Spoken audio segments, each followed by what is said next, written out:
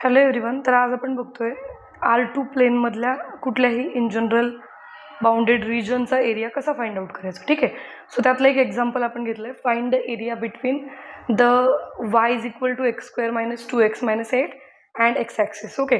तर y is equal to x² - 2x - 8 हा काहीतरी कर्व असणार आहे प्लेनमधला आणि x ॲक्सिस ही स्ट्रेट लाईन आहे, हॉरिझॉन्टल स्ट्रेट लाईन, ज्याचं इक्वेशन आहे y इज इक्वल टू 0. तर याचा एरिया, हा जो रिजन आहे ते रिजनचा एरिया आपल्याला फाइंड आउट करायचा आहे. त्यासाठी आधी तो रिजन, तुम्हाला बाउंड केलेला रिजन जो आहे या दोन्ही कर्व्सने, तो तुम्हाला ड्रॉ करता आला पाहिजे. ठीक आहे. त्यासाठी एक्स ॲक्सिस तर तुम्हाला ड्रॉ करता येईल, कारण ते स्टँडर्ड ॲक्सिसचं एक स्टँडर्ड ॲक्सिस येतो किंवा त्याचं इक्वेशन तुमच्याकडे आहे y is equal to 0. So तुम्ही इझिली तो काढू शकता. प्रॉब्लेम फक्त कुठे येणार आहे आपल्याला, y is equal to x² - 2x - 8. इथंही प्रॉब्लेम येणार नाही जर तुम्ही व्यवस्थित समजून घेतलं. तुम्ही 12th स्टँडर्डमध्ये कोनिक सेक्शन्सचा अभ्यास केलेला आहे ऑलरेडी, आणि कोनिक सेक्शनमध्ये एक स्टँडर्ड कर्व होता जो की पॅराबोला. ओके, आपण त्याला ओळखतो पॅराबोला. तर पॅराबोलाचं जनरल इक्वेशन जे आहे ते काय होतं, पॅराबोलाचं general equation y² is equal to 4ax बरोबर, किंवा x² is equal to 4ay. Okay. हे parabola having vertex at centre 0 0, ओरिजिनला ज्याचं व्हर्टेक्स आहे त्या पॅराबोलाचं इक्वेशन. इन जनरल इक्वेशन काय आहे, तर y - h bracket square is equal to 4a into x - k. Similarly x - h bracket square is equal to 4ay - k. Okay, हे तुमचे जनरल इक्वेशन्स आहेत पॅराबोलाचे. ठीक आहे. सो हे जनरल इक्वेशन्स आहेत. तर या टाईपमध्ये तुम्हाला दिलेल्या इक्वेशनला कन्वर्ट करायचं. आता ते कसं कन्वर्ट करायचं, तर बघा, आता ते कन्व्हर्जन करताना तुम्हाला फक्त परफेक्ट स्क्वेअर हवा आहे. तुम्हाला फक्त परफेक्ट स्क्वेअर हवा आहे बरोबर. y - hचा स्क्वेअर किंवा x - hचा स्क्वेअर. पण इथं वायची टर्म क्वाड्रेटिक डिग्रीवाली आहे का, नो, एक्सची टर्म क्वाड्रेटिक डिग्रीवाली आहे बरोबर. म्हणजे तुम्ही इथं काय करू शकता, तर जी राईट हँड साईड आहे तिला परफेक्ट स्क्वेअर प्लस समथिंगमध्ये कन्वर्ट करू शकता. तेच इथं आपल्याला करायचं आहे. तर या केसमध्ये बघा, तुम्हाला आधी हे माहिती पाहिजे की y - h square is equal to 4a into x - k आणि x - h square is equal to 4a into y - k. यांचे जे शेप आहेत किंवा हे जे कर्व्स आहेत ते कसे दिसतात. तर आता ज्याची टर्म क्वाड्रेटिक आहे, ओके, कोणाची टर्म क्वाड्रेटिक आहे, पहिल्या केसमध्ये, फर्स्ट केसमध्ये वायची टर्म क्वाड्रेटिक आहे, म्हणजे हा जो पॅराबोला आहे त्याचं equation symmetric about some line x is equal to k असं म्हणता येईल बरोबर. सिमिलरली हा जो पॅराबोला आहे, ओके, याच्यामध्ये क्वाड्रेटिक टर्म कोणाची आहे, एक्सची आहे, म्हणजे हा symmetric about y is equal to k असा तो येणार आहे. ठीक आहे. सो बघा, म्हणजे सिमिलर येणार आहे बरोबर, जसं आपण y² is equal to 4ax मध्ये आणि x² is equal to 4ay मध्ये करतो. ठीक आहे. तर इथं आपल्याला काय करायचं आहे, y is equal to x² - 2x - 8 याला परफेक्ट स्क्वेअरमध्ये कन्वर्ट करायचं राईट हँड साईडला. सो कसं करता येईल, y is equal to x² - 2x. Okay. तर -2x म्हणजे काय, a - b ब्रॅकेट स्क्वेअर काय सांगतो, a² - 2ab प्लस b² बरोबर. आता a² तर ऑलरेडी तुमच्याकडे आहे, विच इज युअर x², म्हणजे a ची व्हॅल्यू तर फिक्स झाली. a ची व्हॅल्यू काय झाली, x. -2 is already there. Okay. x पण तिथं ॲज इट इज आहे, म्हणजे a आहे, b नाही आहे, b इज ॲबसेंट, म्हणजे काय, b ची व्हॅल्यू काय असली पाहिजे, 1. अशा पद्धतीने तुम्हाला काय करायचं आहे, हा स्क्वेअर कंप्लीट करून घ्यायचा आहे. सो इथं +1 तुम्हाला ॲड करावं लागेल. सो +1 ॲड करायचं, +1 करायचं आणि -1 करायचं. -8 ऑलरेडी तिथं आहे, आपण काय केलं, 1ला ॲडजस्ट केलं आहे. ठीक आहे. So y is equal to x² - 2x plus 1, -1 - 8 is -9. Okay. So y is equal to x - 1 bracket square -9. Okay. So it is equal to y plus 9 is equal to x - 1 square. आता इथं एक गोष्ट लक्षात घ्यायची, तुमचा vertex जो असतो ना, तो व्हर्टेक्स या टाईपच्या एक्झाम्पल्समध्ये, okay, y minus h square is equal to 4a times x minus k आणि x minus h square is equal to 4a times y minus k, इथला जो तुमचा व्हर्टेक्स असतो तो या केसमध्ये तो असतो के कॉमा एच आणि या केसमध्ये तो असतो एच कॉमा के. हे लक्षात ठेवायचं, ठीक आहे. म्हणजे हे जर जनरल इक्वेशन्स असतील पॅराबोलाचे तर हे तुमचे व्हर्टेक्स असतात दोघं, ठीक आहे. तर हे व्हर्टेक्स पण तुमच्याकडे आहेत. मग त्याच पद्धतीने इथं काय येणार, तर हे व्हर्टेक्स लक्षात कसे ठेवायचे, तर वायमधून जो सबट्रॅक्ट केलेला आहे, ओके, तोच तुमचा वाय कोऑर्डिनेट असेल व्हर्टेक्सचा. एक्समधून जो सबट्रॅक्ट केलेला आहे तोच तुमचा एक्स कोऑर्डिनेट असेल व्हर्टेक्सचा, ठीक आहे. म्हणजे या केसमध्ये -9 इज सबट्रॅक्टेड फ्रॉम वाय, याला आपण कसं लिहू शकतो, y minus -9, okay, is equal to x minus 1 square. So what is the value of h then, it is 1, कारण एक्समधून 1 सबट्रॅक्ट केलेलं आहे आणि वायमधून -9 सबट्रॅक्ट केलेलं आहे. So what is your vertex, this is your vertex of that parabola. आता shape कसा identify करायचा, ज्याची टर्म क्वाड्रेटिक आहे, बरोबर, ज्याची टर्म क्वाड्रेटिक आहे त्याच्या अबाउट तो सिमेट्रिक येईल का, नो. इथं एक्स मायनस 1 स्क्वेअर आहे म्हणजे एक्सची टर्म क्वाड्रेटिक आहे. सो आता तो वाय ॲक्सिसच्या अबाउट सिमेट्रिक, म्हणजे वाय ॲक्सिसच्याच नाही, अगदी वाय इज इक्वल टू -9च्या अबाउट तो सिमेट्रिक असेल, कारण त्याचा व्हर्टेक्स पॉईंटचा वाय कोऑर्डिनेट काय आहे, -9, म्हणजे वाय इज इक्वल टू -9. ही जी लाईन आहे या लाईनच्या अबाउट तो सिमेट्रिक असेल, ठीक आहे.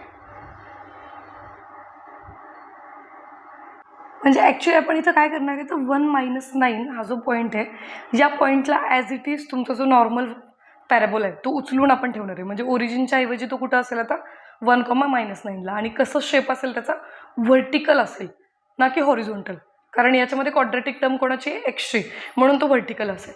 क्वाड्रेटिक टर्म जर वायची असेल तर तो हॉरिझॉन्टल असतो, लक्षात ठेवायचं, ठीक आहे. म्हणजे तुमचा शेप कसा असणार आहे त्या पॅराबोलाचा, असा असेल, ओके. आणि हा जो पॉईंट आहे तो काय असणार आहे, 1, -9, ओके. आता आपण थोडंसं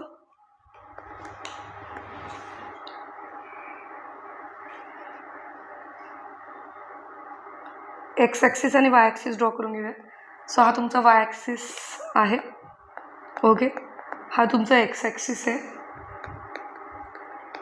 हा जो पॉईंट आहे, ओके, 1, -9, तिथून पण आपण एक व्हर्टिकल आणि हॉरिझॉन्टल लाईन काढणार आहे, ओके. तर व्हर्टिकल लाईन जी काढली ती काय असेल, एक्स इज इक्वल टू 1, आणि हॉरिझॉन्टल जी आहे ती काय असेल, वाय इज इक्वल टू -9. तर आता तुमचं रिजन तुम्हाला आयडेंटिफाय करायचं आहे. त्यासाठी दिलेले कर्व्स बघा, एक तर तुमचा पॅराबोला आहे, बरोबर.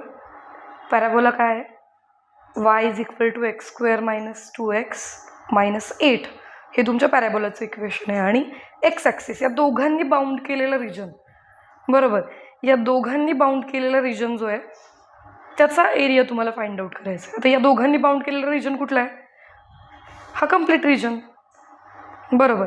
तर याच्यामध्ये हॉरिझॉन्टल स्ट्रीप घेणं जास्त बेटर आहे, बरोबर. हॉरिझॉन्टल स्ट्रीप घेणं बेटर आहे का, कारण हॉरिझॉन्टल स्ट्रीपमध्ये तो रिजन सिंगल राहतोय. पण जर sorry what I mean to say, vertical strip घेणं जास्त बेटर आहे. हॉरिझॉन्टल जर तुम्ही घेतली स्ट्रीप, ओके, तर हॉरिझॉन्टल स्ट्रीपमध्ये काय होणार आहे की त्याच पॅराबोलावरती, ओके, त्याच पॅराबोलावरती तुमची लोअर एंड आणि अप्पर एंड राहणार आहे. म्हणजे विनाकारण ते रूटमध्ये जाणार आहेत लिमिट्स, आणि ते अवॉइड करण्यासाठी आपण काय करतोय, तर व्हर्टिकल स्ट्रीप घेतोय, ठीक आहे. तर व्हर्टिकल स्ट्रीप घेतली की तुम्हाला आयडेंटिफाय करायचं आहे व्हर्टिकल स्ट्रीप आहे म्हणजे नक्कीच आपल्याला लिमिट्स कोणाचे मिळतील, आधी वायचे मिळतील, बरोबर. सो स्ट्रीपच्या लोअर एंड आणि अप्पर एंडवरून ठरवायचं की वायचे लिमिट्स काय आहेत. सो वायचे लिमिट्स बघा, अप्पर एंड जो आहे वायचा तो कशावरती आहे, एक्स ॲक्सिसवरती आहे. What is the equation of x axis, y is equal to 0, म्हणजे अप्पर लिमिट तुमच्या वायचं फिक्स झालं 0. लोअर एंड जो आहे तुमच्या व्हर्टिकल स्ट्रीपचा, तो लोअर एंड कशावरती आहे, कशावरती मूव्ह होतोय, ही स्ट्रीप इथून घेतली इथं घेतली तर तिचा लोअर एंड इथं येईल, ही स्ट्रीप उचलली इथं घेतली तिचा लोअर एंड इथं येईल. म्हणजे तुमचे लोअर एंड्स जे आहेत ते या पॅराबोलावरती मूव्ह होत आहेत, बरोबर. स्ट्रीपचे लोअर एंड ह्या पॅराबोलावरती मूव्ह होत आहेत. So what is the equation of that parabola, y is equal to x square minus 2x -8. Okay, so lower limit काय आलं तुमचं x² - 2x - 8. याचा बेनिफिट काय झाला, व्हर्टिकल स्ट्रीप घेतलेल्याचा बेनिफिट काय झाला, तर कन्व्हर्जन जास्त डिफिकल्ट झालं नाही लिमिट्ससाठीचं. पण जर हॉरिझॉन्टल स्ट्रीप तुम्ही घेतली असती तर मग तुम्हाला विनाकारण रूट घ्यायला लागले असते, पॉझिटिव्ह निगेटिव्ह, बरोबर, कारण एक्स एका साईडला निगेटिव्ह आहे, एका साईडला पॉझिटिव्ह आहे. सो ते अवॉइड करण्यासाठी आपण काय केलेलं आहे, तर व्हर्टिकल स्ट्रीप घेतलेली आहे. वायचे लिमिट्स मिळाले. आता तुम्हाला चेक करायचं आहे की लोअर किंवा लिस्ट व्हॅल्यू जी आहे, लेफ्ट मोस्ट व्हॅल्यू जी आहे एक्सची ती काय आणि राईट मोस्ट व्हॅल्यू जी आहे ती काय. तर लेफ्ट मोस्ट म्हणजे कुठली, ही व्हॅल्यू.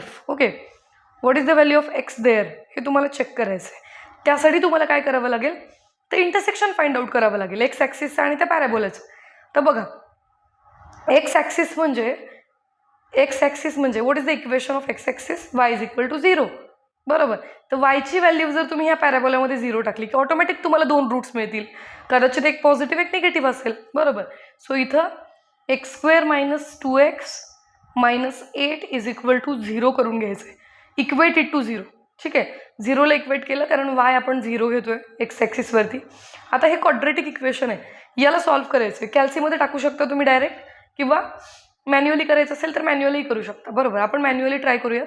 तर मी काय करणार आहे की बेसिक क्वाड्रेटिक फॉर्म्युला वापरायच्या ऐवजी डायरेक्ट -8चं फॅक्टरायझेशन करणार आहे, such that the addition of the factors is -2. This is basic trick we use to solve the quadratic equations. Okay, so -8चे फॅक्टर्स 4 × 2 = 8. ओके, फक्त साईनचा प्रश्न आहे आता, बरोबर. सम पण तुम्हाला निगेटिव्ह हवी आहे आणि प्रॉडक्ट पण निगेटिव्ह आहे. याचा अर्थ काय, मोठा जो कोणी नंबर आहे फॅक्टर्समधला तो निगेटिव्ह आहे, बरोबर.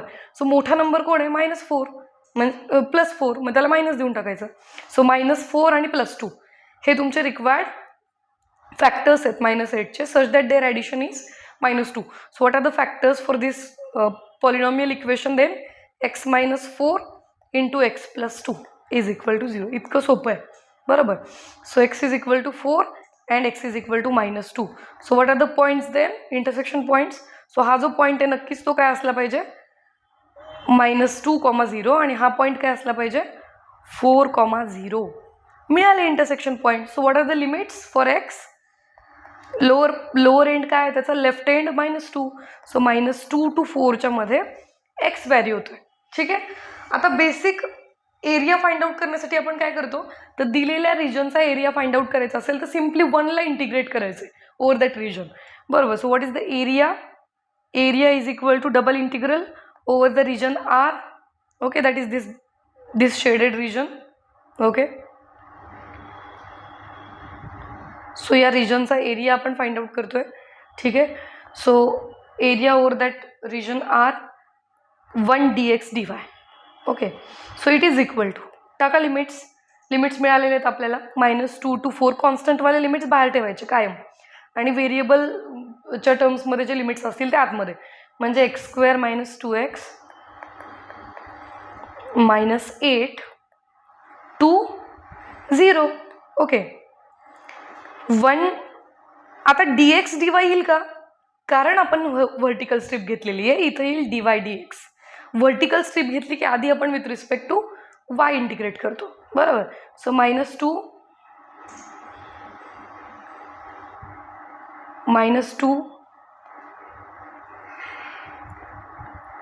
to 4 x². Okay, let it be y first. Okay, 1चं इंटिग्रेशन काय येणार आहे, y येणार आहे. Limits x² - 2x - 8 to 0, upper limit is 0. dy dx. So it is equal to -2 to 4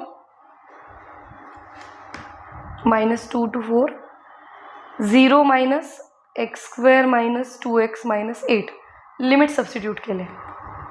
okay, dx that is -2 to 4 -1ने आतमध्ये multiply केलं तर -x² + 2x + 8 dx. Okay, integrate with respect to x, आणि comment सेक्शनमध्ये याचा answer मला सांगा. खूप सोपं आहे.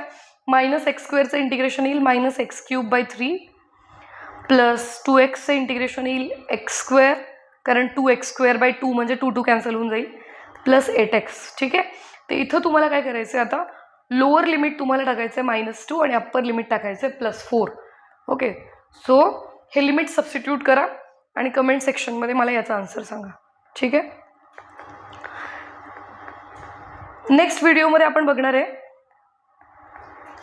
थोडासा इरेग्युलर शेप असेल किंवा कार्डोइड जर असेल तर पोलार कोऑर्डिनेट्सचा यूज करून कशा पद्धतीने आपण एरिया फाइंड आउट करू शकतो ते आपण नेक्स्ट व्हिडिओमध्ये बघणार आहे. ठीक आहे. व्हिडिओ आवडला असेल तर नक्की लाईक करा, तुमच्या फ्रेंड्ससोबत शेअर करा, चॅनलला सबस्क्राईब केलं नसेल तर नक्की सबस्क्राईब करा आणि बेल आयकॉन प्रेस करायला विसरू नका. थँक्यू.